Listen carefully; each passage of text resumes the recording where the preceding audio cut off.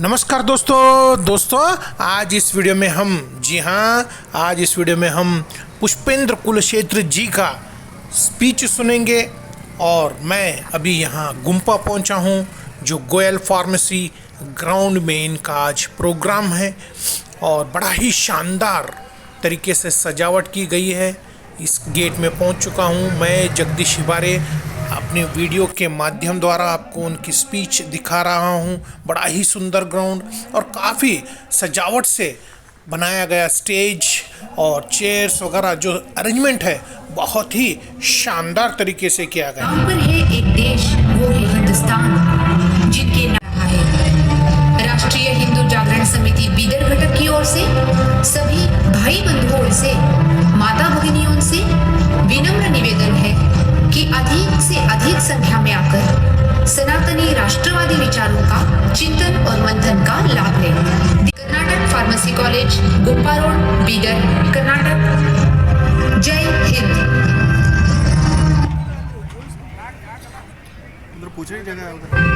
जिनके नाम पर है एक भाषा, वो है हिंदी। जिनके नाम पर है एक देश, वो है हिंदुस्तान। जिनके नाम पर है एक महासागर, वो है हिंद महासागर। जिनके नाम पर है एक पर्वत, वो है हिंदू कुश।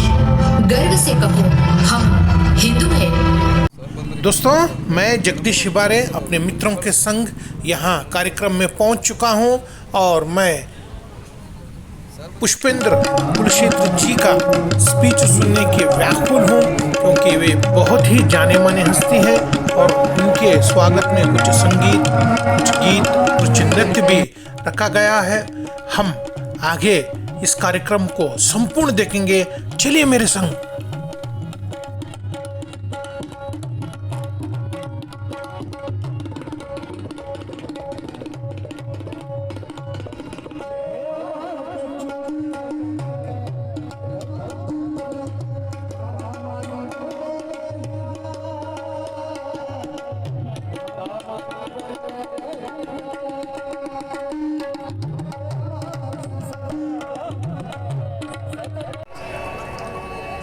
ಅದಕ್ಕೆ ಬಿಟ್ಟರೆ ಯಾವುದೋ ಘೋಷಣೆ ಇರಲ್ಲ। ಅವರು ಬಹಳ ಜಯಘೋಷದೊಂದಿಗೆ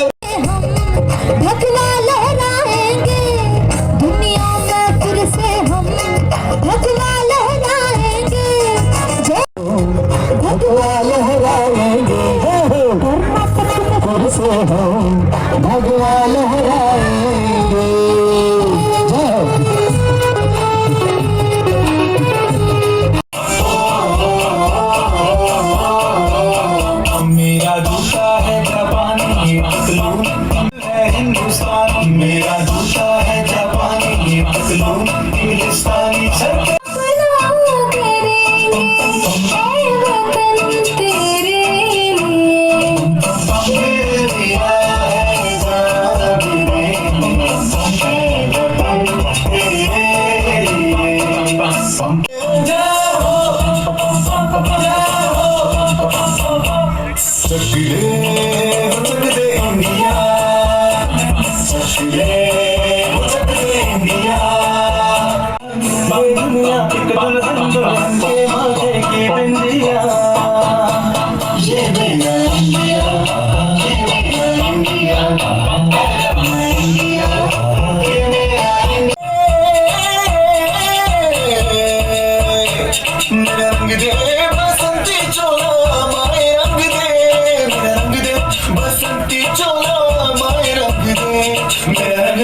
बसंती चोला रंग दे सलाम तुझे सलाम वंदे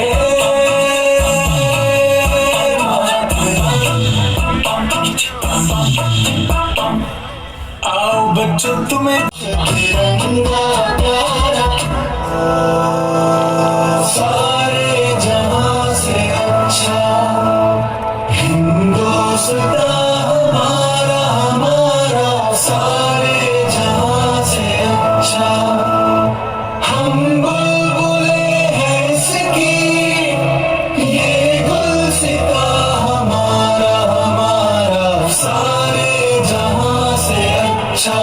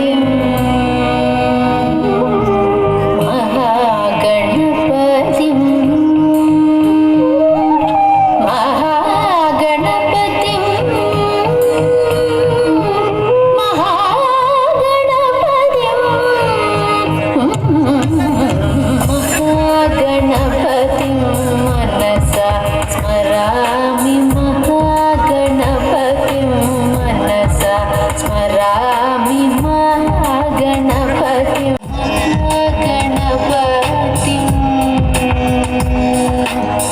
गणपतिं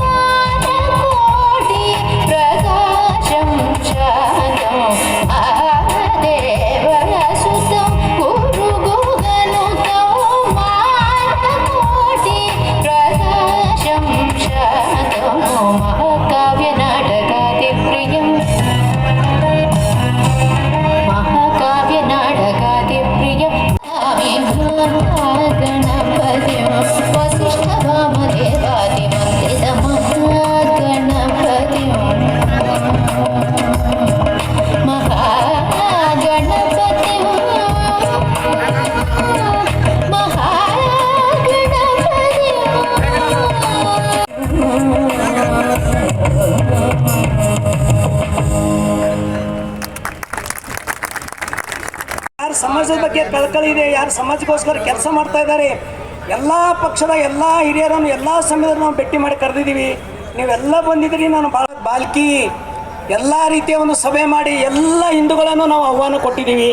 ನಾವು ಭಾಳ ಯಶಸ್ವಿಯಾಗಿದ್ದೀವಿ. ಪುಷ್ಪೇಂದ್ರ ಕುಲಶ್ರೇಷ್ಠ ಅವರಿಗೆ ವೇದಿಕೆ ಮೇಲೆ ಬೀದರ್ ಜನತೆ ಪರವಾಗಿ ಹಾರ್ದಿಕವಾದಂತಹ ಸ್ವಾಗತವನ್ನು ಬಯಸ್ತಿದ್ದೇವೆ. ಭಾರತ್ ಮಾತಾ ಕೀ. ಕಾರ್ಯಕ್ರಮ ಶುರು ಮಾಡೋಣ. ಈಗ ಕಾರ್ಯಕ್ರಮ ಒಂದೇ ಮಾತ್ರದೊಂದಿಗೆ ಪ್ರಾರಂಭ ಆಗುತ್ತೆ. ದಯವಿಟ್ಟು ಎಲ್ಲರೂ ಎದ್ದು ನಿಂತು ಗೌರವವನ್ನು ಸಲ್ಲಿಸಬೇಕಾಗಿ ವಿನಂತಿಸ್ತೇನೆ. ಹೀಗೆ ಒಂದೇ ಮಾತ್ರಂ ಗೀತೆಯನ್ನು ನಮ್ಮ ಸೋಮೇಶ್ವರಿ ರಾಮಲಿಂಗ ಅವರು ನಡೆಸ್ಕೊಳ್ಬೇಕಂತ ಕೇಳ್ಕೊಳ್ತೇನೆ. ಹರಿ ಓಂ. ವಂದೇ ಮಾತರಂ ವಂದೇ ಮಾತರಂ ಸುಜಲಾಂ ಸುಫಲಾಂ ಮಲಯಜ ಶೀತಲಾಂ ಸಸ್ಯ ಶ್ಯಾಮಲಾಂ ಮಾತರಂ ವಂದೇ ಮಾತರಂ.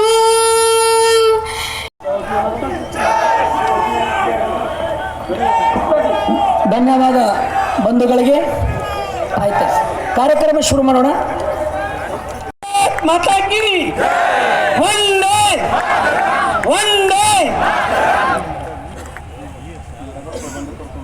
ದಯವಿಟ್ಟು ಮಧ್ಯದಲ್ಲಿರ್ತಕ್ಕಂಥ ಪ್ರಬಂಧಕರು ಸ್ವಲ್ಪ ಗಮನಿಸಬೇಕು. ವ್ಯವಸ್ಥೆ ದೃಷ್ಟಿಯಿಂದ ಕೂತ್ಕೊಂಡ್ಬಿಡಿ.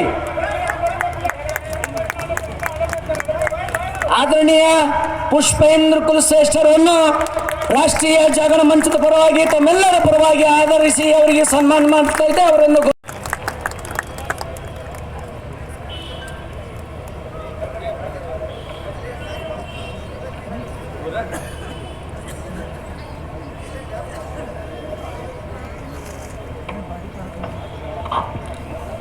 ಈ ಐತಿಹಾಸಿಕ ಸಮಾವೇಶವನ್ನು ಪೂಜ್ಯರು, ಅತಿಥಿಗಳು, ಆದರಣೀಯ ಪುಷ್ಪೇಂದ್ರ ಕುಲಶ್ರೇಷ್ಠವರು ಜ್ಯೋತಿ ಬೆಳಗಿಸುವ ಮೂಲಕ ನಮ್ಮೆಲ್ಲ ಸಮಿತಿಯ ಸದಸ್ಯರು ಈ ಸಮಾವೇಶವನ್ನು ಉದ್ಘಾಟಿಸಿದ್ದಾರೆ.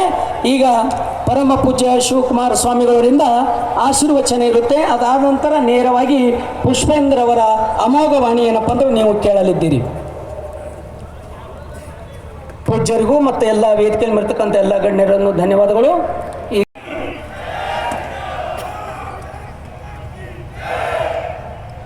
आप सबका बहुत बहुत धन्यवाद।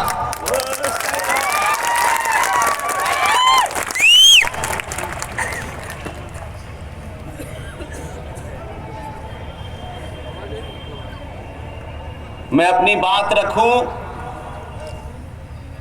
उससे पहले बीदर के हजारों लोगों के सामने यहां तक पहुंचने में मुझे 3 साल की देरी लगी, इसके लिए क्षमा चाहता हूं।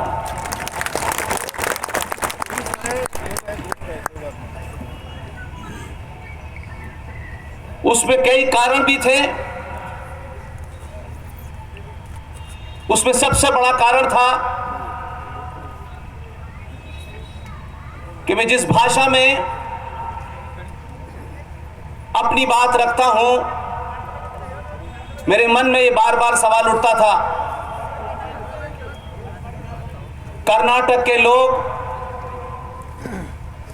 वो राष्ट्रवादी लोग, वो सनातनी हिंदू, पता नहीं कर्नाटक में मेरी बात को किस भाषा में समझ पाएंगे कि नहीं। एक मन में हिचकिचाहट थी, लेकिन अब तक इस 12-13 साल के सफर में मैं किसी ऐसे राज्य जहां उसे आप हिंदी भाषी राज्य नहीं कह सकते, उस राज्य में इतनी बड़ी संख्या में लोग सुनने मेरे लिए आएंगे, यह मेरे लिए बहुत बड़ी बात है।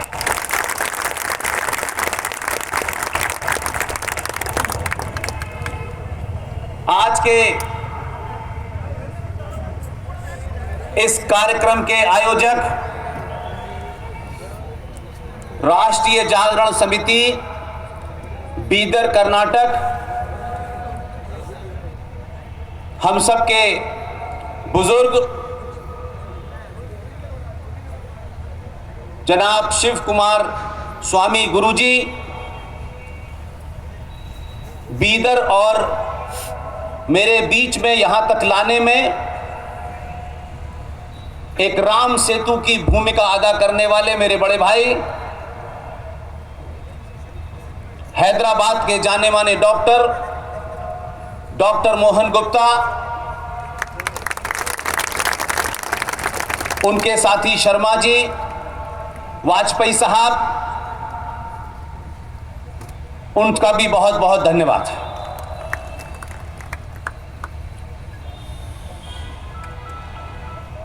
यहां आने से पहले एक घटना घटी है। आप सब मेरे मिजाज से वाकिफ हैं।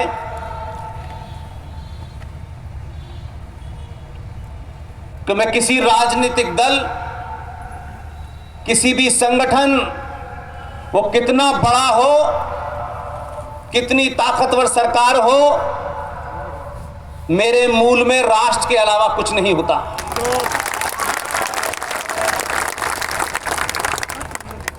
इसलिए मैं कोई बात किसी को खुश करने के लिए नहीं कहता। भाषा की मर्यादा में मैं अपनी बात पूरी ताकत से रखता हूं। मेरी बात से कोई नाराज होता हो तो कल होने की जगह वो अभी हो जाए।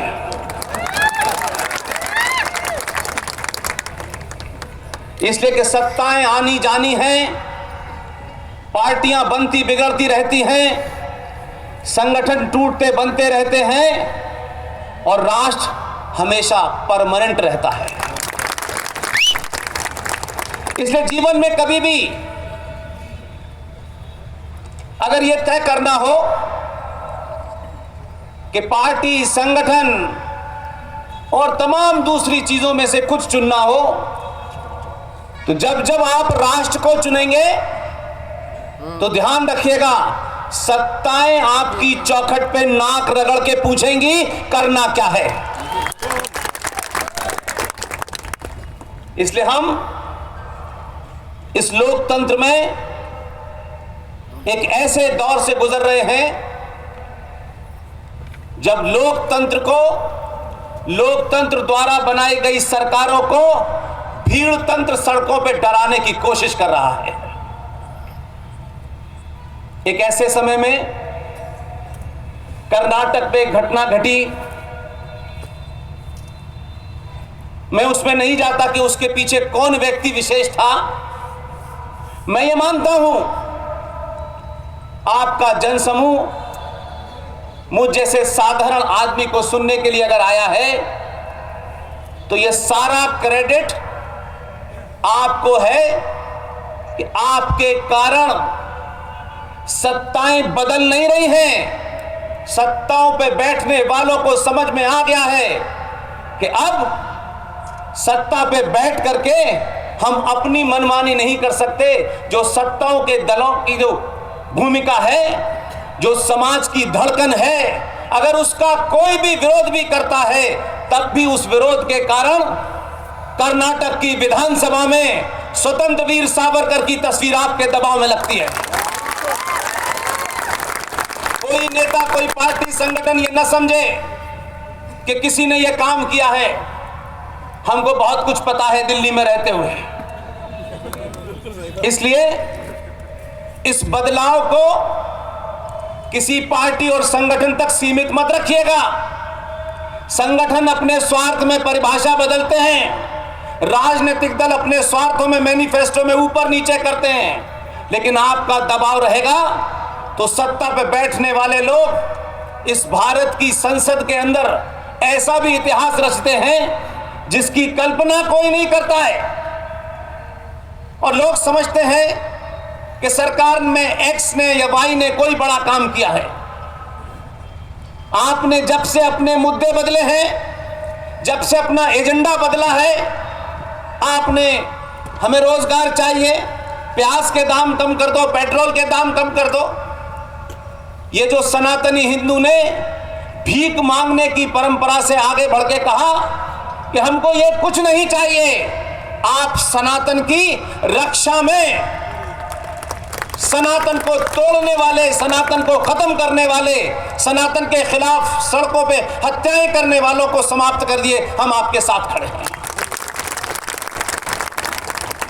इसी का नतीजा है कि भारतीय संसद के इतिहास में दिल्ली में बैठने वाले नेताओं के पीछे जब आपने एक ताकत का मुजाहिरा किया, प्रदर्शन किया, और बार बार सरकारें इस बात पे नहीं बदली कि आज प्याज के दाम ज्यादा बढ़ गए हैं, बेरोजगारी बढ़ गई है, मेरी जाति के 2 मंत्री नहीं बने, मेरी जाति के लोगों को ये नहीं बनाया, वो नहीं बनाया। इस दबाव ने भारतीय संसद के अंदर एक ऐसी अभूतपूर्व घटना घटी जिसका जिक्र इसलिए करना चाहता हूं कि ये घटनाएं मुझे मालूम है कि सत्ताएं और पार्टियां आप तक नहीं पहुंचाएंगी, क्योंकि उसमें कुछ मर्यादा है, और मर्यादा में रहने से कभी कभी आपके अंदर जो पुरुषार्थ का भाव पैदा होता है वो भी नहीं बताने से उनकी मजबूरी है। इसलिए मैं इन दोनों चीजों से अलग हूं, इसलिए आपके सामने बात रखता हूं। आप सब ने सुना, पूरी दुनिया ने देखा कि भारत की संसद के अंदर धारा 370 हट गई, 35 पे हट गई।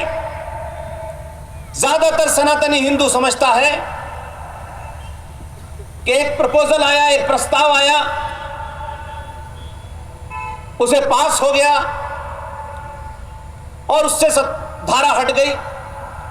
और कश्यप ऋषि की धरती पर जिन आताताइयों ने, जिन आक्रांताओं ने कश्यप ऋषि के वंशज जो कश्मीर में शांतिपूर्वक अपनी उपासना करते थे, उसमें से 2500 लोगों का कत्ल किया, 5.5 लाख लोगों को, उन सनातनियों को भागने पे मजबूर कर दिया। वहां एक धारा थी, उस धारा को हटाने के लिए संसद के दोनों सदनों में आपका बहुमत होना जरूरी था, लेकिन एक सदन में आपका बहुमत नहीं था। आप यहां से जब इस बात को कनेक्ट करेंगे तो आपको समझ में आएगा कि इस सभा में बैठा हुआ एक एक व्यक्ति, मेरी मां, बहन, बेटी, कितनी महत्वपूर्ण भूमिका उसने निभाई है, इसका अंदाजा आपको लगेगा।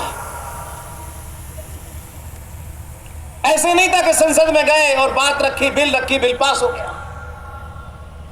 ये पूरे देश में जो जागृति की क्रांति चली है, इस क्रांति में ना कोई ब्राह्मण है, ना कोई ठाकुर है, ना कोई बनिया है, ना कोई दलित है, ना कोई ऊपर है, ना कोई नीचे है। जिस दिन आपने इस क्रांति का मुजाहिरा प्रदर्शन 2014 में किया, 500 साल के बाद सनातनी